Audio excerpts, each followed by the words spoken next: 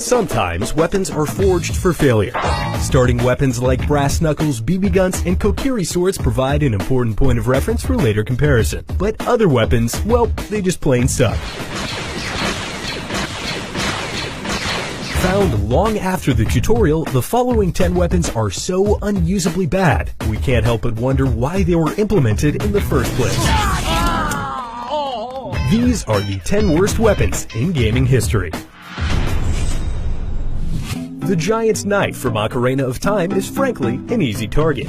Sold as the Hyrule equivalent of an early access Kickstarter project, the sword looks impressive, but shatters unexpectedly after only 3 or 4 hits. But this crash course in refund policies doesn't stop here, as you can repurchase the blade as many times as your intellect allows. The informed consumers of Hyrule will tell you that an indestructible version of this weapon is sold by Big Goron atop Death Mountain. Unfortunately, he only accepts eye drops as payment on account of all the smoke. Wait a minute, what were you doing up here? If you ever pick up the Wookiee Bowcaster in Star Wars Jedi Knight Jedi Academy, do yourself a favor and toss it in a trash compactor on the detention level where it belongs. I don't care what you smell! The Bowcaster's alternate fire relentlessly pelts the target with harmless green light. Its primary fire charges up several bolts at once, which when utilized at point-blank range is as effective as several younglings fighting Anakin Skywalker. So hitting an enemy with every bolt doesn't kill them, but what about hitting an enemy with no bolts? Thanks to the Bowcaster's drastic horizontal spread, your accuracy is guaranteed to plummet regardless of your skill.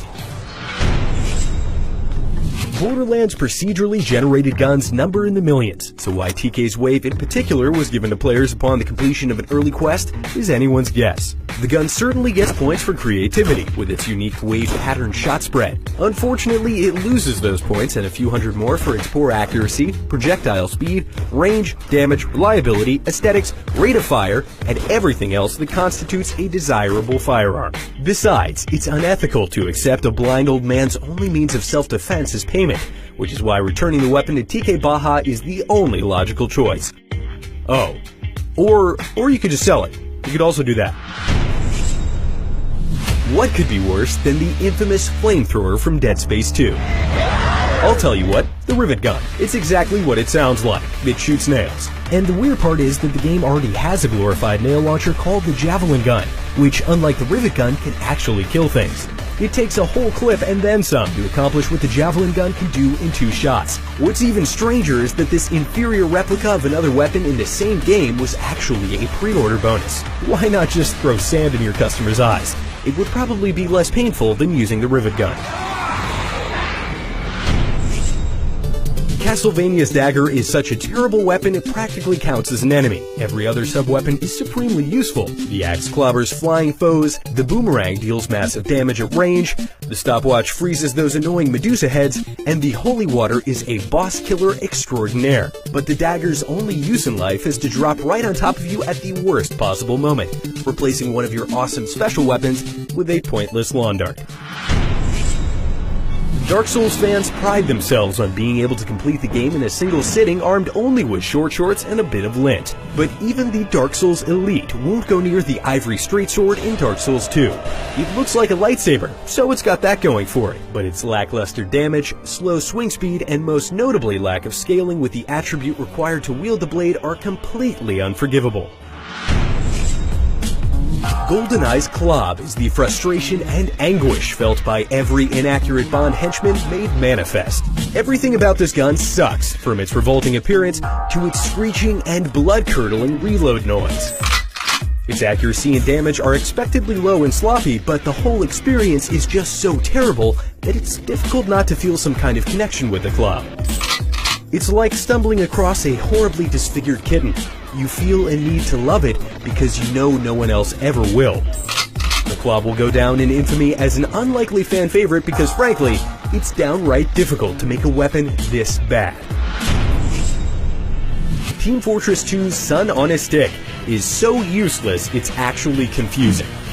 The Luminous Glove guarantees critical hits against burning targets at the cost of 25% less damage overall. Keep in mind that the only class capable of using Sun on a Stick has absolutely no way of igniting enemies. So in order to benefit from its effect, the scout would have to find a target who has been set ablaze but not completely killed, forego using a shotgun or pistol to finish off the frail foe, close the distance, pull out his Sun on a Stick, and land a hit before the enemy dies on his own, kills the scout, or becomes extinguished.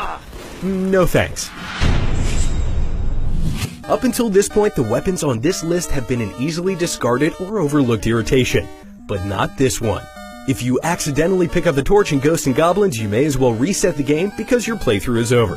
Failing to jump over its sizable hitbox overwrites your currently equipped weapon, and once you have the torch, it stays with you, through every death, through every continue, forever hampering your progress. The torch's terrible trajectory seems destined to arc just over every enemy's head, and its abysmal range and rate of fire all spell disaster. One bullet capacity? Check. Can't be reloaded? Check. Limited to carrying one at a time? You bet. If you're looking for all the drawbacks with none of the benefits, look no further than Deus Ex's PS20. The pinnacle of concealed single-use annoyances, the PS20 allows the user to deliver one almost harmful plasma blast to their target while injuring themselves in the process. Somebody kill me! Using this weapon precipitates unparalleled confusion followed by a flurry of questions. Wait, was that it? Did I use it correctly? Was I supposed to save this for something? But the PS20's uses are clarified with a quick visit to Deus Ex's official wiki.